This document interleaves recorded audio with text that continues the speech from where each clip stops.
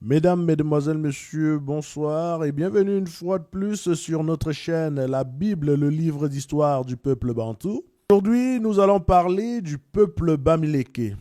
Le peuple Bamileke, n'est-ce pas, qui est ce peuple descendant de Benjamin, c'est-à-dire les Benjamites, comme le dit communément la Bible. Avant toute chose, nous allons toujours, par le biais de la parole, nous servir des Écritures pour étayer et égayer nos dires. Donc, sans plus tarder, la parole nous exhorte à la science et nous allons aller vérifier tout cela. Le manque de science n'étant bon pour personne. Le manque de science, comme le dit la parole, le manque de science n'est bon pour aucun bantou. Ici, personne veut dire bantou. Alors, le manque de science n'étant bon pour personne, nous allons voir que avoir la science, c'est avoir la vérité. Et avoir la vérité, c'est se libérer des chaînes de l'esclavage. C'est se libérer de ce joug de fer autour de notre cou. C'est se libérer, n'est-ce pas, de cet esclavage spirituel. Donc, la vérité nous rendra libres. Vous connaîtrez la vérité et la vérité vous rendra libre. Donc, voilà. Vous connaîtrez la vérité et la vérité fera de vous des bantous libres. Donc, vous avez remarqué tout à l'heure quand on a parlé de personnes, j'ai dit c'était les bantous. Et maintenant, on parle de vérité, on parle des hommes. J'ai dit aussi c'est les bantous. La réalité est simple. Nous allons aller voir qui sont les bantous. Bantous.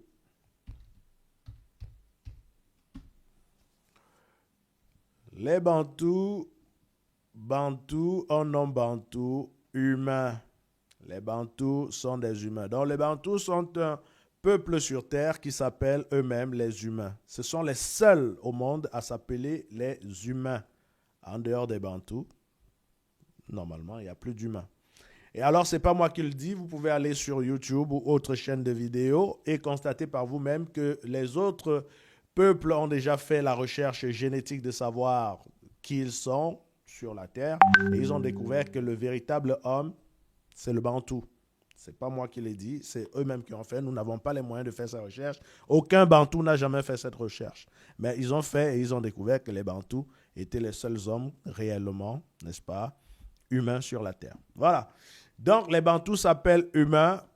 Ne me demandez pas comment les autres s'appellent. Moi, j'ai aucune idée. Donc, ce qui est sûr, vous connaîtrez la vérité et la vérité vous affranchira. Aujourd'hui, notre vérité est de démontrer que les Bamileke sont le peuple véritable dont parle la Bible, le peuple israélite issu de Benjamin, le dernier fils de Jacob. Premièrement, pour commencer, nous allons vous présenter le nom de Benjamin et le comparer, n'est-ce pas, à l'explication qui se dit de la Bible. Nous avons donc pensé, j'ai donc préparé pour vous ici un petit document qui va donc parler des Benjamins. Benjamin égale Ben Amen égale fils de Amen égale Ben Amin égale fils d'Amin égale Ben Amen égale Ben Amin égale Ba Amen égale Ba Amin. Ba, c'est le pluriel de Ben et donc Benjamin égale Bamen qui est le Ba Amen. Donc on a enlevé un A, c'est Ba Amen. On peut même rajouter le A si vous voulez ou mettre un apostrophe, un circonflexe ici sur le A. C'est Ba Amen. Ou bien un grave, un accent grave. Donc c'est Ba-Amen. Et Ba-Amen égale Ba-Min, qui est là, le N, on l'a enlevé, et qui est égal à Bamileke. Bamileke veut dire venant de Benjamin. Le mot Bamileke veut dire venant de Bamen, venant de Bami, venant de Bami. Et Bami lui-même veut dire Benjamin et Bamen veut dire Benjamin. Bamen veut dire le dernier né d'une maison.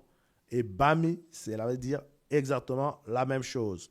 Donc, puisque vous avez vu qu'on a essayé de séparer Ben, Amen et ainsi de suite, Amen des côtés, ici, Amen veut dire Amin. Amen là veut dire Amin qui veut dire aussi Amoun. C'est-à-dire qu'on aurait pu mettre ici Ben Amoun Et ici, Baamoun, qui devait donner à la fin Baamoun.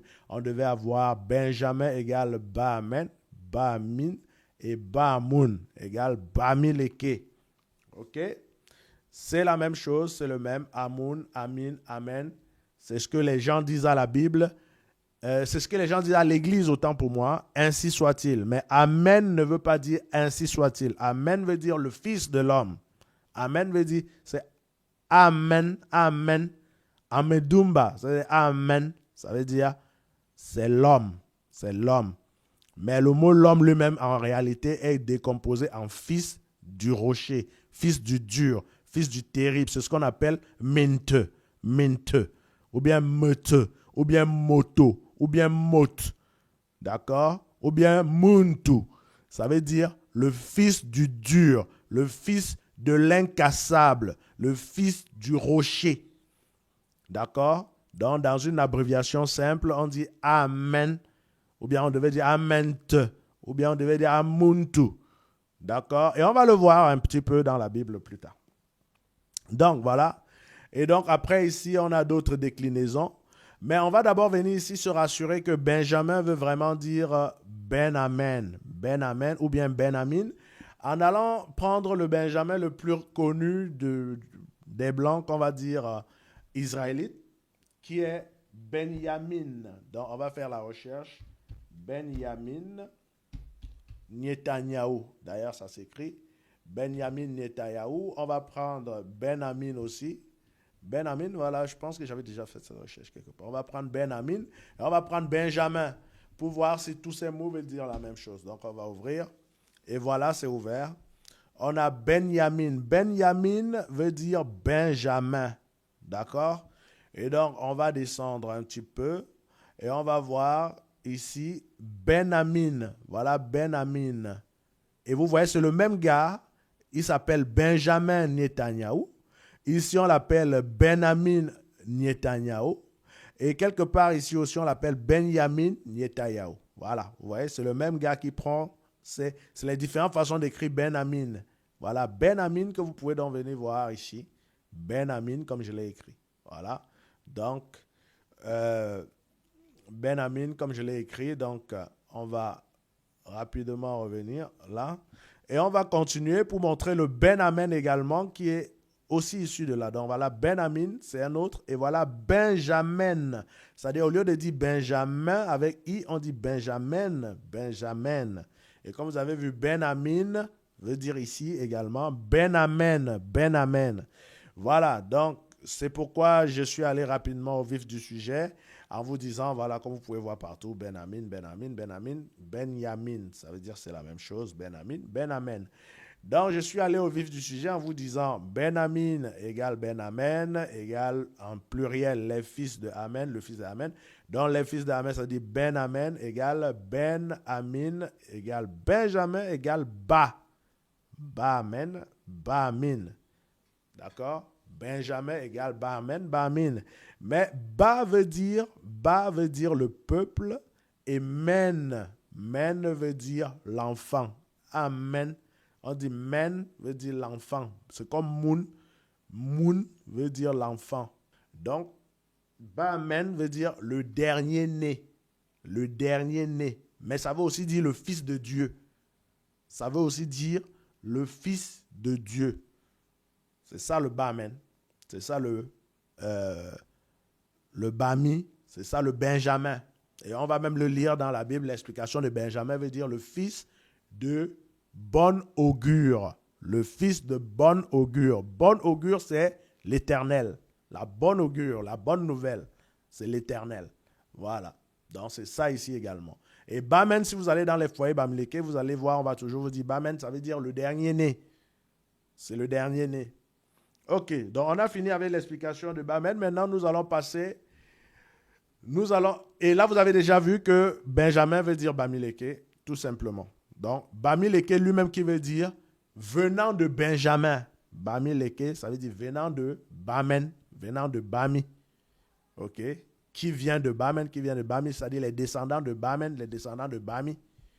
Ok, voilà. Donc, je faisais avec vous là une translation entre la Bible et la réalité sur le terrain. C'est ce qu'on appelle la science. Et comme on a vu au départ, le manque de science n'est bon pour personne. La Bible nous exhorte, n'est-ce pas, à analyser toutes choses. On va passer à la culture bamiléké. Ce que vous voyez généralement, on appelle la culture du crâne. C'est la culture, par exemple, des offrandes. Autant pour moi, la culture des offrandes. Le bamiléké, tout simplement. Donc ici, je vais taper autel. Je pense qu'il est là. Voilà, autel. Les autels bamiléké que vous allez voir, c'est ça. Les autels bamiléké, c'est ça, c'est ça. Et donc, on va aller voir l'histoire derrière ces autels, c'est quoi exactement. Et donc, pour le vérifier, on va aller rapidement ici dans Genèse. Donc, on va demander à lire la Bible. On va aller dans Genèse au chapitre 28 à partir du verset 10. Et vous allez donc lire avec moi. Jacob avait quitté Beersheba et marché en direction de Haran. Comme le soleil se couchait, il prit une pierre pour s'en faire un oreiller et se coucha pour passer ainsi la nuit dans le lieu qu'il avait atteint. Dans son rêve, il vit une sorte d'escalier reposant sur la terre et dont les hauts atteignaient le ciel. Et voici les anges de Dieu montaient et descendaient cet escalier. L'Éternel lui-même se tenait en haut et il dit, je suis l'Éternel Dieu d'Abraham, ton ancêtre, et Dieu d'Isaac. Cette terre sur laquelle tu reposes, je te la donnerai à toi et à ta descendance. Elle sera aussi nombreuse que la poussière de la terre. Elle étendra son territoire sur toutes les directions, vers l'ouest et l'est, vers le nord et le sud. Par toi et par elle, toutes les familles de la terre seront bénies. Et voici, je suis moi-même avec toi, je te garderai partout où tu iras et je te ferai revenir dans cette région. Je ne t'abandonnerai pas, mais j'accomplirai ce que je t'ai promis. Donc, Dieu promet ici de faire de Jacob une très grande nation. D'où vous comprendrez chez les Bamilékés toujours dire c'est Dieu qui donne l'enfant. Donc, Dieu lui a promis de lui donner beaucoup d'enfants. Et donc, chez les Bamilékés toujours, quand on fait un enfant, on dit c'est Dieu qui donne l'enfant. C'est ici que cela se passe. Jacob se réveilla de son sommeil et il dit, certainement l'Éternel est dans ce lieu et moi je ne le savais pas. Il eut peur et dit que ce lieu est redoutable. C'est ici la maison de Dieu. C'est ici la maison de Dieu. En langage bamiléké, on dit Yang a Dieu si, c'est la maison de Dieu. C'est ici la porte des cieux. Donc, voilà comment Jacob a qualifié cet endroit où il était couché en train de dormir. Il a dit, c'est la maison de Dieu. Alors, qu'est-ce qu'il a fait par la suite? Jacob se leva de bon matin, il prit la pierre dont il avait fait son chevet, il la dressa pour monument et il versa de l'huile sur son sommet. Il donna à ce lieu le nom de Bethel, mais la ville s'appelait Luz. D'accord? Donc, on vous dit que Jacob se leva de bon matin, il prit la pierre dont il avait fait son chevet, il dressa pour monument et il versa de l'huile sur son sommet. Voilà ici, comme vous pouvez le voir, dressé comme monument. D'accord? Voilà ce qu'on appelle la pierre. Voilà, c'est ça. Et il versa l'huile à son sommet, comme vous avez vu. C'est ça qu'on appelle lieu de Dieu. D'accord? C'est ce que Jacob a dit ici. Lieu de Dieu. Vous allez remarquer ici que lieu est écrit avec un X. Donc, il y a plusieurs lieux. Mais Dieu n'est pas écrit avec un X. Il y a un seul Dieu dans tous ces lieux des Bamilékés qu'ils appellent Dieu-si. On appelle ça Dieu-si. Dans ma langue, c'est le Romala. Et ici, vous voyez une autre langue qui dit Ntsusi. Ça, c'est en Bansois, c'est toujours les Bamilékés. D'accord? Donc, voilà, on vous dit que Jacob s'est levé, il a dressé la pierre en stèle et il a versé de l'huile sur son sommet. Voilà. Donc, voilà d'où est né ce principe de verser l'huile sur chez les Bamilékés qu'on appelle la maison de Dieu. Voilà, lieu de Dieu, c'est toujours la même chose. Donc, Maintenant, nous allons revenir. Ici, nous étions dans la Genèse. Nous allons revenir ici dans la Genèse et nous allons tout simplement voir, rapidement avant de passer à autre chose, nous allons tout simplement voir quels sont les différents types de sacrifices ou bien d'offrandes qu'on peut faire dans cet autel-là, dans ces autels. Quelles sont les offrandes qu'on peut apporter dans ces autels, puisque vous avez déjà vu que les offrandes ici sont faites à Dieu. Voilà. Hein? Jacob dit que ce lieu est redoutable, c'est ici la maison de Dieu. Et Jacob se leva de bon matin, il prit la pierre dont il avait fait son chevet, il la dressa pour monument et il versa de l'huile sur son sommet. D'accord? Et comme vous l'avez vu, je vous l'ai présenté. Je ne vais pas me fatiguer de vous le présenter encore. Voici ça. Voici ça. D'accord? La pierre sur laquelle il a posé sa tête ne devait pas être une si grande pierre comme ça. Ça devait être des petites pierres comme ceci ou comme ça. Et il a dressé par exemple comme ça et il a versé l'huile dessus. D'accord? C'était quelque chose d'assez représentatif. D'accord? Donc on ne peut pas dormir sur une pierre comme ça. Donc vous imaginez bien. Mais vous voyez quand même que c'est une pierre. Ce sont des pierres qui sont là. Et il les a dressées et tout. Alors maintenant, vous voyez que ce sont des tas qui sont dressés. Ce n'est pas une seule pierre. Il faut savoir qu'on peut dresser en pays bamileke une seule pierre, comme on peut dresser des tas de pierres. Et nous allons le lire un peu plus loin. Donc, par contre, avant de lire cette possibilité de dresser plusieurs tas de pierres, nous allons tout simplement voir quels sont les éléments qui peuvent être donnés en offrande dans ces lieux de Dieu.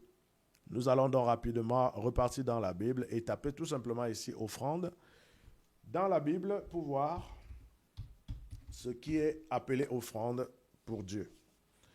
Donc, ici, nous allons partir dans Lévitique. S'il n'a pas de quoi se procurer deux tourterelles, les tourterelles, c'est des sortes de pigeons, il apportera en offrande pour son péché un dixième d'épha de fleurs de farine comme offrande d'expiation. Et il ne mettra point d'huile dessus. Donc, quand on fait l'offrande d'expiation, on ne met pas l'huile sur cette offrande-là. Il n'y ajoutera point d'encens car c'est une offrande d'expiation. Et nous allons aller voir ici dans les images, qu'on peut constater, on va d'ailleurs voir ici, on peut constater par exemple que cette dame qui fait l'offrande a bien de la farine ici sans mélange d'huile. OK? Il y a de la farine là, sans mélange d'huile. C'est une offrande d'expiation. OK? J'ai fait le péché ou bien des choses comme ça et puis voilà, me pardonner et tout. On peut ouvrir ici également cette autre image et on verra également que ici, on a quelque part là comme des offrandes de farine sans mélange. OK? Mais ici, on a beaucoup plus l'impression que c'est du sel. Et on va donc voir si le sel fait partie des offrandes. Donc, on va voir ici d'autres types d'offrandes avant même d'arriver au sel. On peut offrir également ici,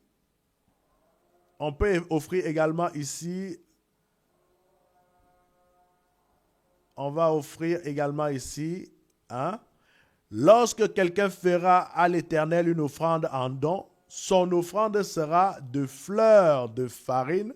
Il versera de l'huile dessus et il y ajoutera de l'encens. C'est-à-dire que quand on veut faire une offrande, non pas pour expiation ou quoi que ce soit, c'est vraiment un don. C'est une offrande en don.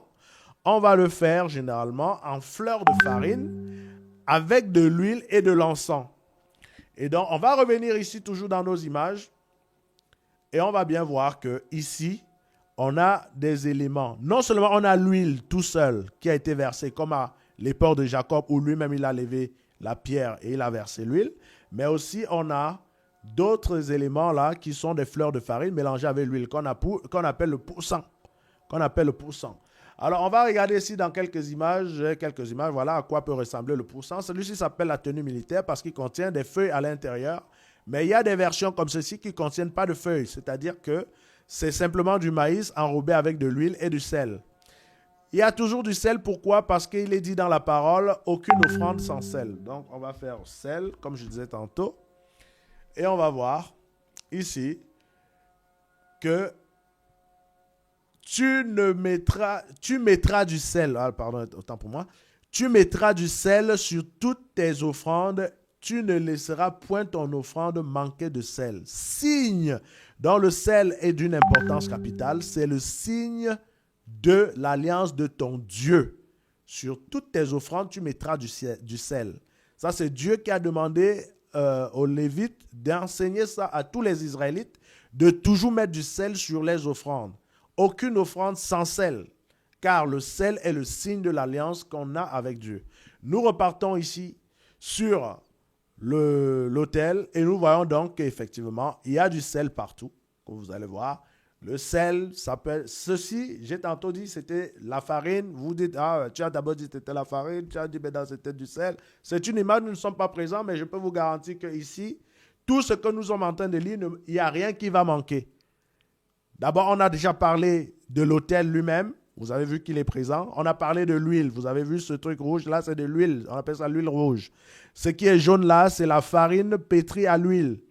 Ce qui est blanc là, c'est le sel, c'est la farine. Tout ça est mélangé. D'accord?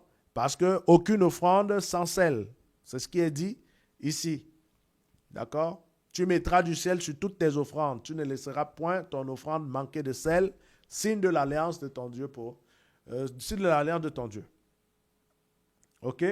Donc voilà ce qu'on offre, ce qu'on donne en offrande à l'Éternel. Donc, je reviens sur les offrandes. Pour qu'on voie un peu en détail tous les types d'offrandes qu'on peut donner. Et vous allez voir qu'effectivement, l'homme bantou, l'homme bamileke offre tout cela. OK? On va passer maintenant sur la tenue bamileke. La tenue des bamileke, comme vous allez le constater quelque part. Voilà, donc voilà un peu les éléments qu'on donne en offrande. Hein, comme vous avez vu, ici ça s'appelle le coquille, c'est la farine de haricot mélangée à de l'huile et du sel. D'accord? C'est ce qu'on donne en offrande dans tenue militaire. Donc on va revenir ici maintenant sur la tenue des bamileke. Et vous allez donc voir cette tenue que ces messieurs portent là. Et nous allons donc aller dans la Bible pour essayer de comprendre c'est quoi cette tenue. Et donc, on va ici rapidement aller vers ce qu'on appelle la frange. La frange, c'est quoi la frange? D'accord? Et ainsi de suite. Donc, bon, bref, voici ce que dit Dieu aux enfants d'Israël. Il dit, parle aux enfants d'Israël et dis-leur qu'ils se fassent de génération en génération une frange au bord de leurs vêtements et qu'ils mettent un cordon bleu sur cette frange du bord de leurs vêtements. C'est ce qu'on demande à tous les Israélites de faire. Et les Benjamites sont des Israélites. Nous revenons donc ici dans l'image pour voir ce qu'on appelle une frange. Voici ce qu'on appelle la frange. Voici la frange. Ces espèces de, on va dire, comme le tissu, on a fait ça, un nœud, ça descend là comme des fils. C'est ce qu'on appelle la frange. Et donc, si on revient dans le verset, on vous dit bien, parle aux enfants d'Israël et dis-leur qu'ils se fassent de génération en génération une frange au bord de leurs vêtements et qu'ils mettent un cordon bleu sur cette frange du bord de leurs vêtements. Donc, voici la frange ici et voici le cordon bleu ici. D'accord? Je vais zoomer. Voici le cordon bleu qui est là. Alors, voici le cordon bleu. Et voici la frange. Donc, on met autour du vêtement un cordon bleu pour soutenir la frange. Et vous allez voir ici également chez le monsieur, il y a la frange et son cordon bleu est beaucoup plus représenté par les motifs de dessin. OK? Voilà, ici, c'est beaucoup plus ressorti. Et voilà. Chez elle, elle a beaucoup plus le cordon tout simplement, sans la frange, mais elle a d'autres représentations qui, à distance, laisseraient paraître une certaine forme de frange. D'accord? Ok. Donc, pourquoi est-ce que il faut la frange? Pourquoi est-ce qu'il faut la frange sur les vêtements? D'accord?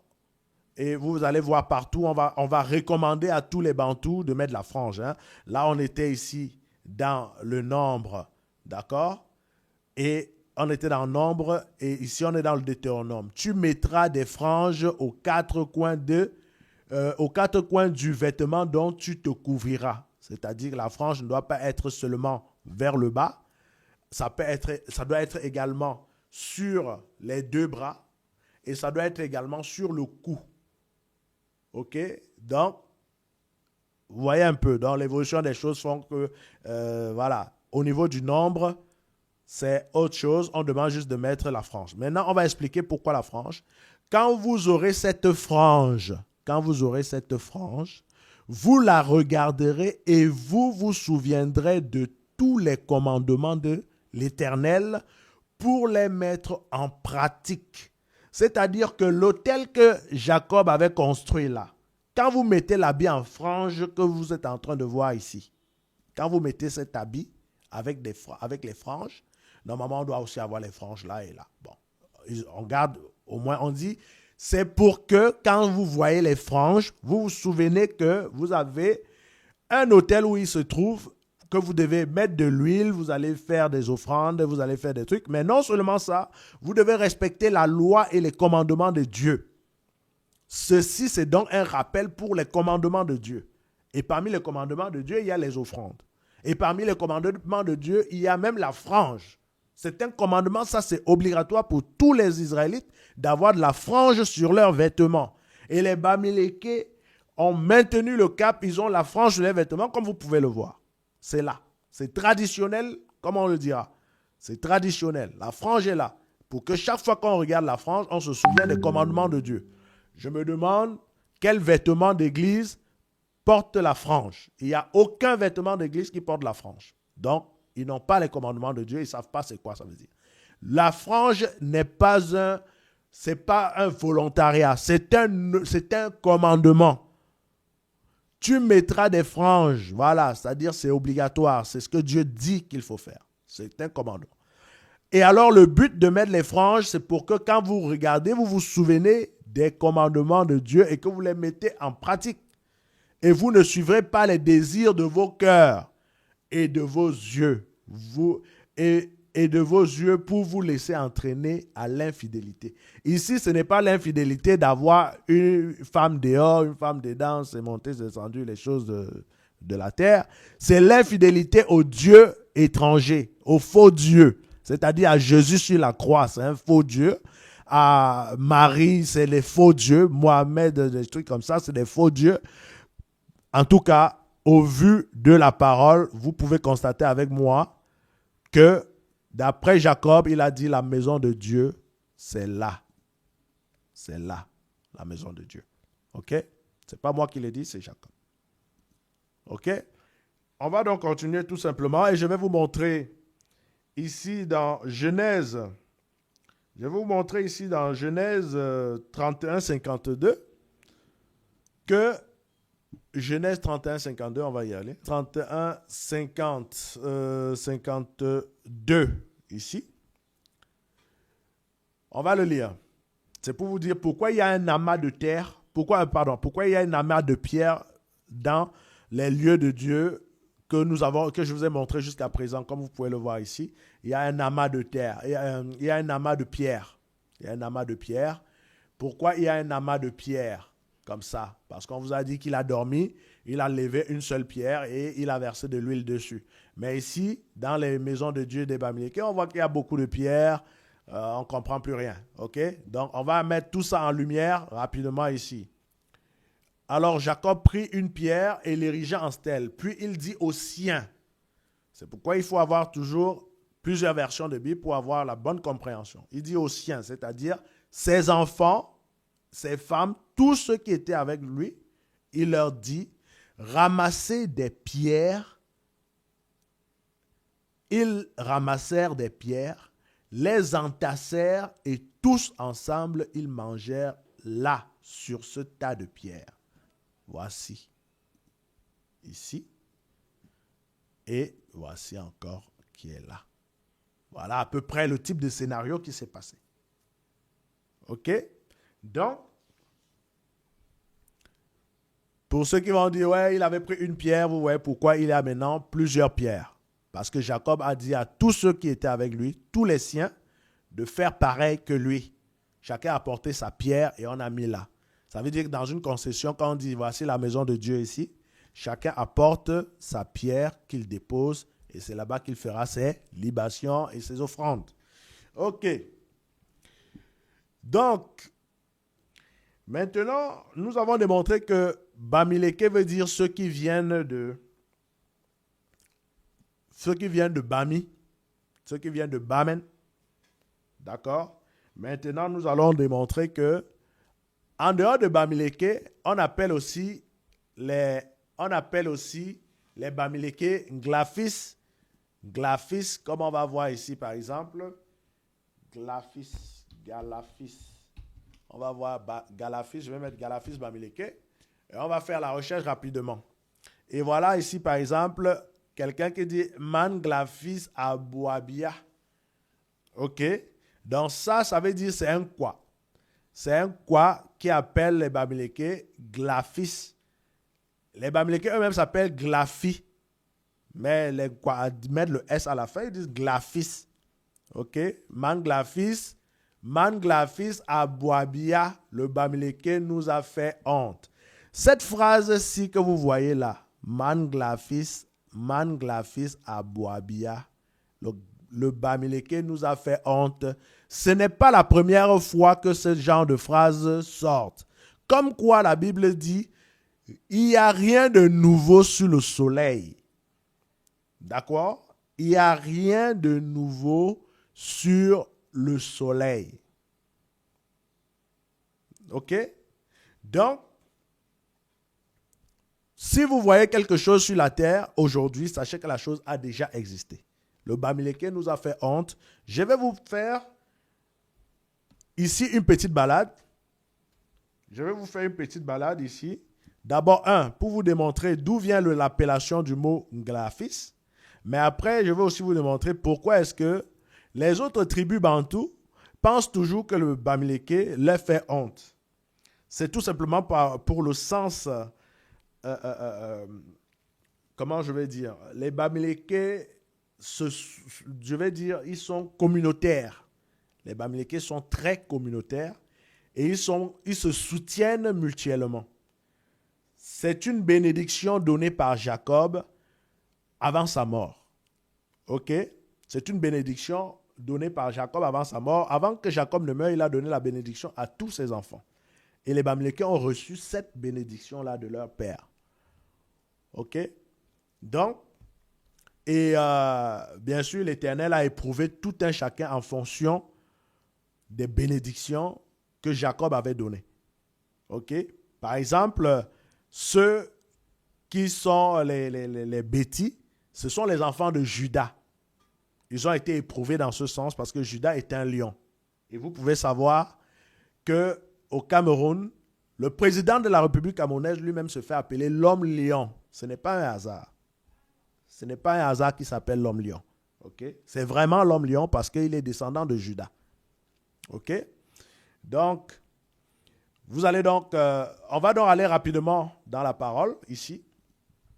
Et on va voir ce que veut dire Glafis. Glafis, que les gens ont dit que Glafis voulait dire grasse-fil. Que c'est grasse-fil. Certains ont dit que c'est grasse-fil. Voilà, parce qu'on va mettre ça pour que vous voyez la différence qu'il y a entre Glafis et grass-field. Grass-field, c'est du n'importe quoi le grass-field en question. OK? Donc, Western Grass-field, donc c'est du n'importe quoi. Et nous, on s'appelle Galafi. Ça n'a rien à voir avec Grass-field. Regardez bien les deux écritures. Regardez les deux écritures. Hein? Ça n'a rien à voir. Ça n'a rien à voir. Nous, on s'appelle Galafi. Galafi. Et les gens disent ça veut dire Grass-field. Vous voyez que ça ne tient pas la route. Hein? Donc, on va aller voir d'où nous vient l'appellation Galaphie. Galaphie. Galaphie, donc je vais faire simple ici. Et je vais mettre... je vais faire simple ici d'abord. Ici, l'endroit où Jacob avait demandé à ses enfants de récupérer les pierres, de les amasser, ça s'appelait Galade, c'est-à-dire la montagne de Galade. Donc, on va aller rapidement voir ça quelque part ici. Donc, quand Laban atteignit Jacob, celui-ci avait dressé sa tente dans la montagne. Laban et ses hommes s'installaient aussi dans les monts de Galade. Les monts de Galade, la montagne de Galade. OK?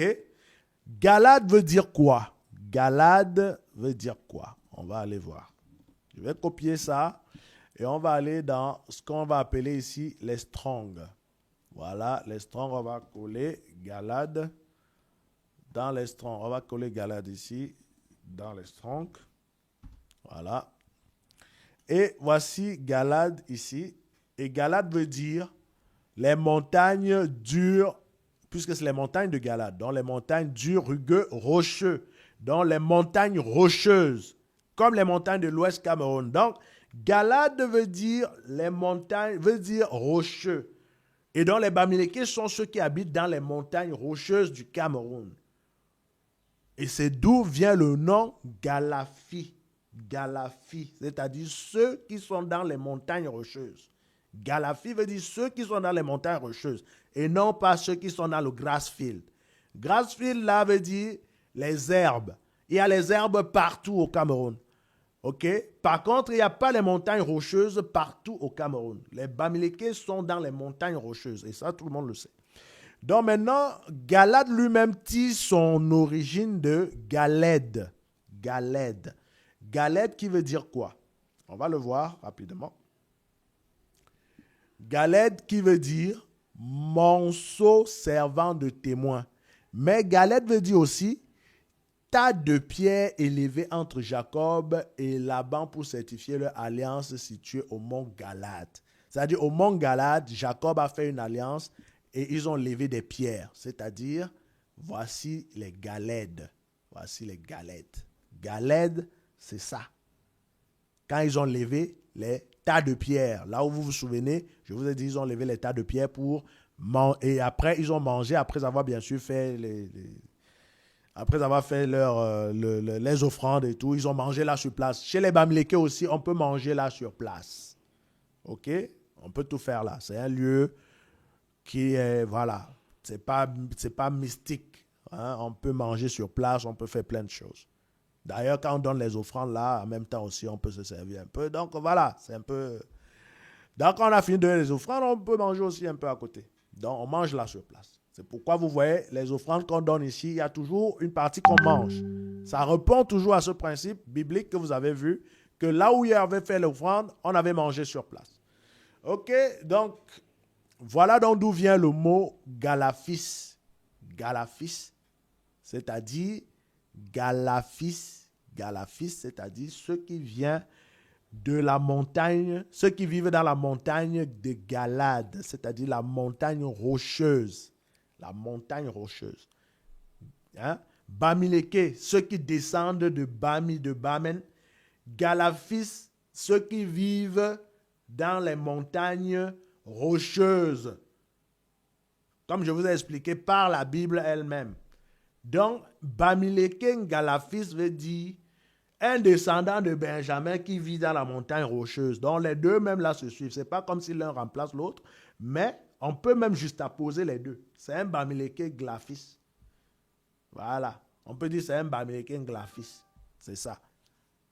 Donc, c'est un Bamileke qui vient de la montagne rocheuse. OK? Donc, voilà.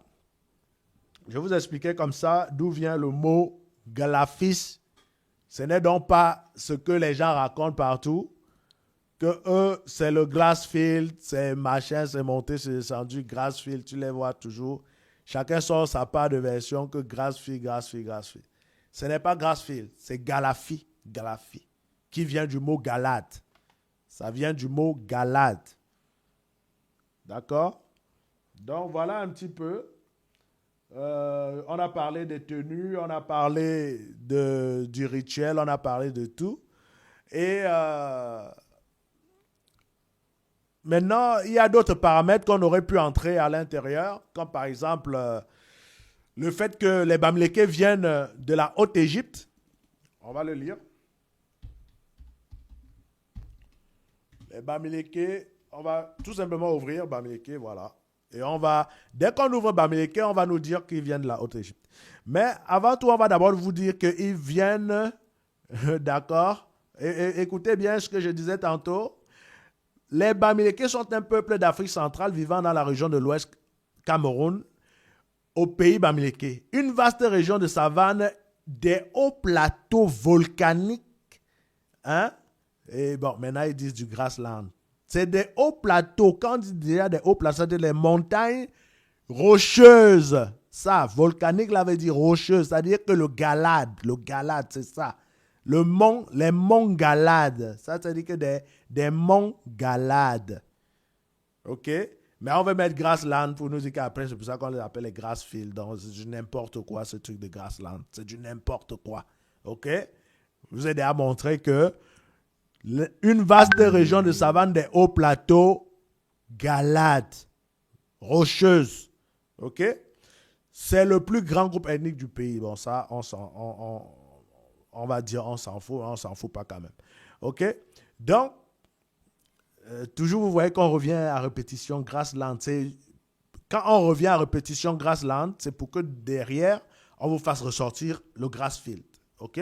Mais à partir d'aujourd'hui, je pense que vous connaîtrez la vérité et la vérité vous rendra libre, monsieur. Voilà, messieurs et dames, chers amis, chers frères, chers parents Bamileke, la vérité est que Grassland, ça ne veut rien dire. La vérité est que c'est Galade qui est l'origine de Galafis et non pas Grassland, comme ils veulent nous faire croire. Donc, je voulais plutôt entrer dans le Wikipédia parce que dans le Wikipédia, il y a une information importante que nous allons lire. C'est que ici, les Bamileke ont un ancêtre commun avec les Bamoun et les Tikar, ainsi de suite. Mais comme je vous avais déjà expliqué ici, je vous avais dit que Bamileke et Bamoun étaient pareils. La problématique de Bamileke, Bamoun, c'est que parfois les Bamoun ne se sentent pas Bamileke. Mais il faut comprendre tout simplement qu'il y a eu une action qui s'est passée à un moment donné où les Bamileke ont fusionné avec ceux qu'on appelle Galade. C'est-à-dire qu'en dehors du fait que Galade signifie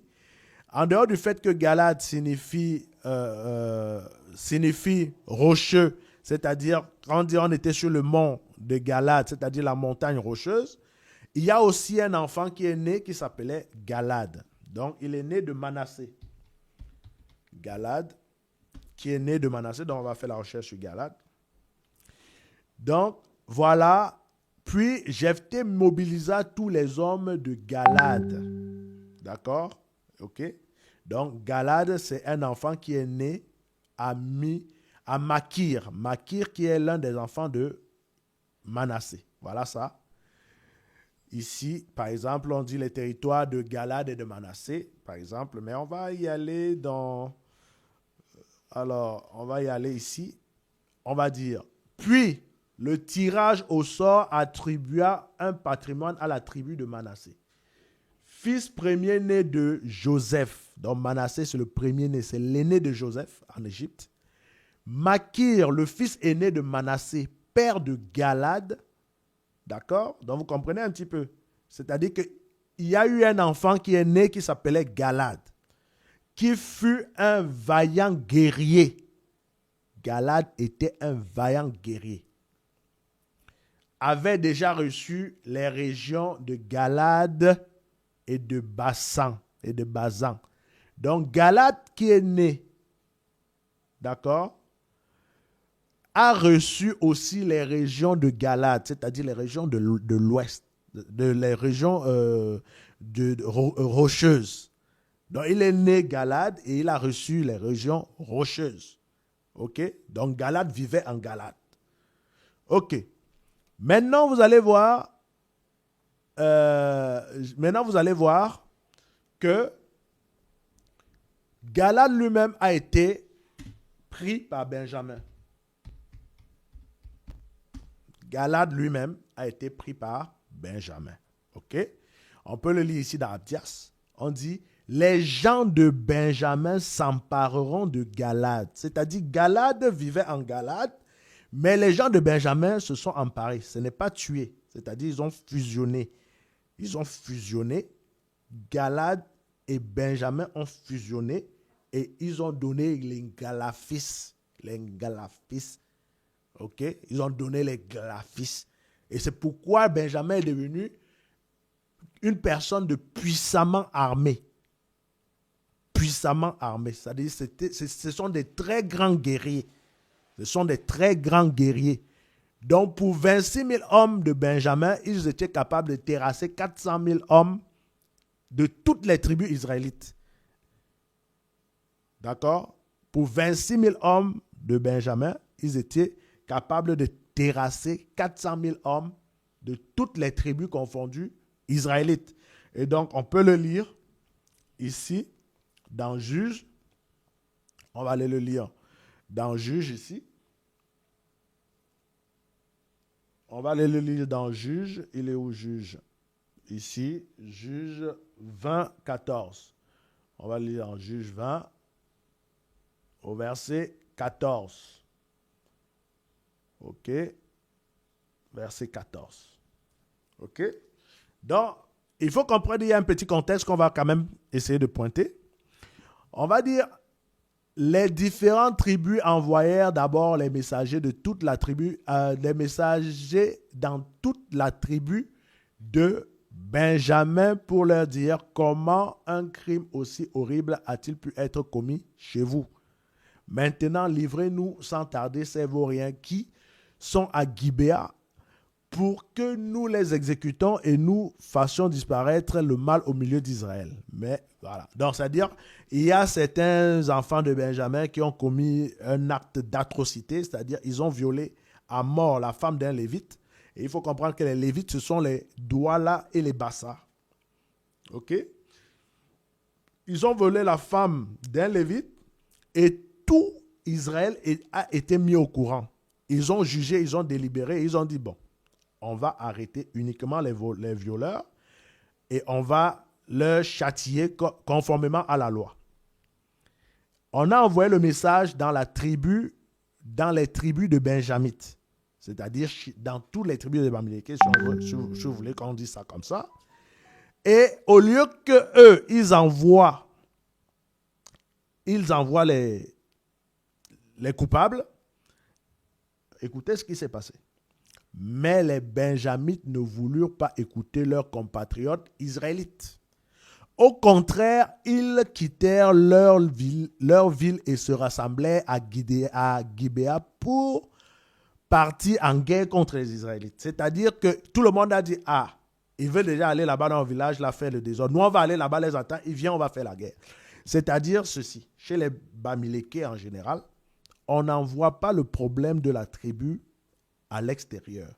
S'il y a n'importe quel problème, on gère d'abord en famille. C'est au cas où ça ne peut pas, on n'a pas pu trouver solution en famille, qu'on envoie à l'extérieur. Donc là, c'est une bénédiction donnée par Jacob pendant qu'il bénissait ses enfants. OK? Et je vous ferai lire la bénédiction dans quelques instants. Donc, ils ont dit qu'ils vont protéger les leurs, même comme c'était des voleurs ou des violeurs et tout. Ils ont dit, ils ont envoyé 26 000 hommes de Benjamin dans chaque tribu de Benjamin, chaque tribu de Bamiléké, on va dire une quantité de Bafoussam, une quantité de Banjoun, une quantité de machin. On envoie ça dans un village. 26 000 hommes tirant l'épée furent recensés ce jour-là, sans compter les habitants de Gibéa, c'est-à-dire la ville où même les gars ont commis les atrocités. sans compter les habitants de Gibéa, qui fournit 700 soldats d'élite. Donc, on est à 26 700. Gibéa a fourni 700 soldats d'élite. Écoutez le niveau de puissance de ces soldats d'élite-là. Pardon, écoutez le niveau de puissance de ces soldats d'élite. L'épée, soldats d'élite. Dans cette troupe, il y avait 700 soldats d'élite gauchers. Ils étaient gauchers. Capables de toucher un cheveu sans le manquer avec une pierre de leur fronde. L'armée d'Israël sans Benjamin. Donc, comme je disais, l'armée d'Israël, par contre, de leur côté, se préparait sans Benjamin. Benjamin qui allait attendre la guerre de son côté. Sans Benjamin, comptait 400 000 maniants, 400 000 hommes maniant l'épée et tous aguerris. C'est-à-dire, c'était aussi des vaillants guerriers. Les Israélites se rendirent à Béthel. Vous vous souvenez de Béthel, là où le patriarche Jacob avait dressé l'autel, il y a eu la prière. Donc, ils sont repartis là-bas consulter Dieu et ils demandaient à Dieu quelle tribu devait attaquer Benjamin le premier. Dieu répondit, c'est Judas qui va d'abord attaquer. Voilà. Et dès le lendemain, ils sont allés pour attaquer Benjamin. Et ici, vous pouvez lire, les hommes de Benjamin sont sortis de Gibéa et ils ont tué sur le champ de bataille 22 000 hommes d'Israël. C'est-à-dire qu'ils sont arrivés pour se confronter à Benjamin qui était seul. Et il y avait 11 tribus qui étaient venues contre lui, avec 400 000 hommes. Et les gens de Benjamin, sans qu'une seule personne meure, ont mis 22 000 hommes à terre. Sans perdre un seul homme. Ça s'est passé 2 fois, comme vous pouvez le lire ici. La deuxième fois, c'était 18 000 hommes que les hommes de Benjamin ont mis à terre. Ils sont allés pleurer, comme vous avez vu ici. Jusqu'au soir, les Israélites étaient allés pleurer devant Dieu. C'est-à-dire, quand on a mis 22 000 hommes, ils sont allés pleurer. Mais ce n'est pas possible. Ils ne comprenaient pas ce qui leur arrive. Ils demandent à Dieu, mais est-ce qu'on va encore partir? Dieu dit, il faut aller. Ils sont encore allés et on a encore massacré 18 000 hommes. OK? Bon, bien sûr, ils sont encore allés pleurer. Ils disent, mais on fait comment? Dieu dit, allez-y encore. Pourquoi? Parce que cette fois-ci, Dieu, ce qu'il voulait les montrer, ce qu'il voulait montrer aux yeux de tous, c'était que c'est Benjamin le soldat. OK? Mais, comme il avait fait quelque chose de mal par rapport à la loi, il fallait quand même le punir. Mais vous savez, Dieu, il est toujours dans ses mises en scène. Et c'était une mise en scène pour démontrer. Et il y a eu punition, bien sûr. Donc, la troisième tentative où Dieu leur a dit d'aller, ils ont cette fois-là battu les Benjamites. Et voilà, si vous lisez bien, vous comprendrez que l'Éternel, c'est lui qui a battu Benjamin. L'Éternel bâtit Benjamin devant Israël. C'est-à-dire que les Israélites, quand ils sont venus, malgré tout, c'est l'Éternel qui a fait le combat pour eux. Sinon, ils ne pouvaient pas battre Benjamin d'eux-mêmes. OK? Or, Benjamin, quand il se battait, c'était de lui-même. Ce n'était pas avec l'appui volontaire de Dieu. Voilà. C'est juste que c'est des gens assez aguerris qui ont reçu une certaine bénédiction de ce type-là. Et c'est ce que Dieu voulait mettre en valeur. Donc, ils sont venus et ils ont balayé chez Benjamin qui avait 26 700 hommes. Ils ont tué 25 100 hommes de Benjamin. Donc, imaginez qu'il restait plus grande chose. D'accord? Donc, après, il y a eu des lamentations. OK, donc, bon, voilà. Si vous voulez connaître toute l'histoire, je vous conseille de lire Juges à partir, n'est-ce pas, du verset 19, si vous voulez, jusqu'au verset 21. Du chapitre 19 jusqu'au chapitre 21. Voilà, donc je ne vais pas être long, je vais m'arrêter là aujourd'hui. Je pense avoir été assez bref pour vous démontrer que les Bamilékés sont le peuple de Benjamin. Mais oui, justement, je voulais juste montrer que les Bamilékés viennent de la noblesse égyptienne. Et donc, contrairement à ce que les gens ont toujours tendance à dire que les Bamilékés sont les ancêtres sont égyptiens, les ancêtres de Bamilékés ne sont pas égyptiens. Les Bamilékés viennent de la noblesse égyptienne parce que les Bamilékés sont les frères de Joseph. C'est-à-dire que c'est les frères des Tikar, des Bamoun, des Bafia, ok, c'est leur frère et ils viennent de la Haute-Égypte.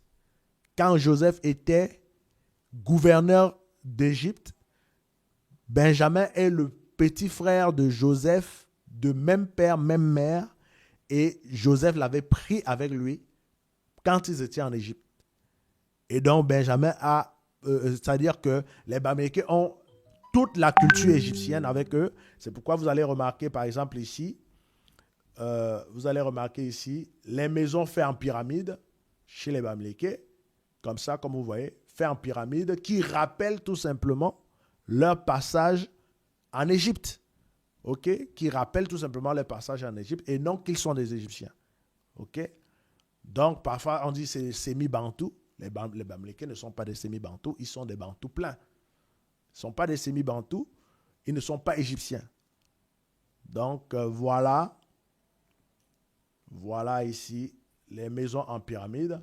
Et je voulais donc montrer ici que les Bamileke viennent, voilà, vous voyez toujours les hauts plateaux volcaniques. Donc, les Bamileke viennent d'Égypte. Alors,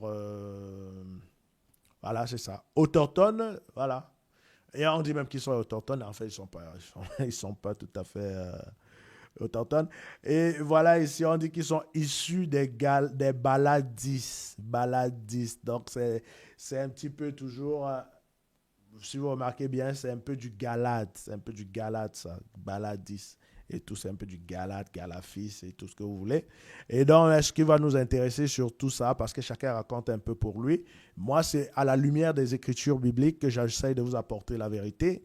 Voici, ici, autochtone de la Haute-Égypte. Pour celui-ci qui écrit, par exemple, il pense que, comme les Bamileke viennent de la Haute-Égypte, cela voudrait dire qu'ils étaient des Égyptiens. Non. C'est pourquoi il y a ce petit phénomène de Bantou, Hotep, ils ont des Hotep, ils ont des trucs terribles, on ne comprend pas ce qu'ils veulent. Donc voilà, on vient de la Haute-Égypte, tout simplement parce que Joseph était gouverneur d'Égypte et qu'il a fait monter tout son peuple ainsi que son père en Égypte. Et qu'arrivé en Égypte, il a pris son frère et il a mis avec lui, c'est avec son frère Benjamin qu'ils ont essayé de gérer l'Égypte. Benjamin acquiert ses capacités, ses aptitudes de combat dans l'armée égyptienne. Voilà, c'est un peu ça. Donc, mesdames, messieurs, si vous êtes nouveau sur cette chaîne, écoutez, soyez les bienvenus. Si vous avez aimé, vous faites un like. Vous pouvez également vous abonner pour ne pas rater les prochaines publications. Cliquez sur la cloche de notification également. Et bienvenue chez vous. Ici, c'est la Bible, le livre d'histoire du peuple bantou. Et ici, dans cette chaîne, nous avons pour ambition, n'est-ce pas, de libérer le peuple bantou de son joug spirituel, n'est-ce pas, de cet esclavage spirituel où on essaie de nous mener en bateau sur toute chose. Mais au vu des Écritures, nous allons bien sûr nous libérer car la Bible, c'est le livre d'histoire du peuple bantou et non pas un livre de religion comme nous l'avons déjà démontré dans les précédentes éditions.